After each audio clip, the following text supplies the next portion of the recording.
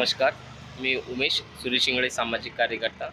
Washim bypass रोडवरील रियाज colony येथे नळ पाईपलाईन फुटलेली आहे. ही नळ पाईपलाईन गेल्या 3-4 महिन्यापासून या नळ पाईपलाईनचं थातूरमातूर काम सुरू असून व्यवस्थित काम झालेलं नसून ह्या पाईपलाईनमुळे लाखो लिटर पाणी हे वाया जात आहे.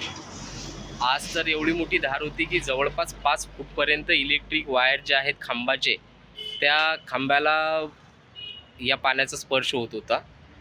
मी आज माझ्या ड्युटीवरून परत येताना सदर व्हिडिओ माझ्या मोबाईलमध्ये रेकॉर्ड केला व संबंधित महानगरपालिका कर्मचारी यांना तात्काळ फोन करून माहिती दिली व तात्काळ हे पाणी बंद करायचे त्यांना सूचना दिल्या.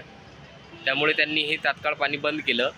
परंतु हे थातूरमातूर झालेलं काम पूर्णपणे व्यवस्थित काम करावं, जेणेकरून परत ही पाईपलाईन फुटणार नाही व पाणी वाया जाणार नाही, ही विनंती. वाशिम बायपास रोड येथील रियाज कॉलनी येथील पाईपलाईन लिकेज, लाखो लिटर पाण्याचा अपव्यय. वाशिम बायपास रोड येथील रियाज कॉलनी येथील पिण्याच्या पाईपलाईन फुटल्यामुळे लाखो लिटर पाणी वाया गेले. सदर पाईपलाईनमधील पाणी विद्युत ताराला स्पर्श करत होते, एवढा मोठा फोर्स होता. सदर व्हिडिओ सामाजिक कार्यकर्ते तथा जागरूक नागरिक उमेश इंगळे यांनी काढून महानगरपालिका कर्मचारी अधिकारी यांना फोनद्वारा संपर्क साधून सदर घटनेबद्दल माहिती दिली व ते वाया जात असलेले पाणी बंद करायची सूचना दिल्या. त्यांनी तात्काळ कर्मचारी यांना पाठवून ते पाणी बंद केले.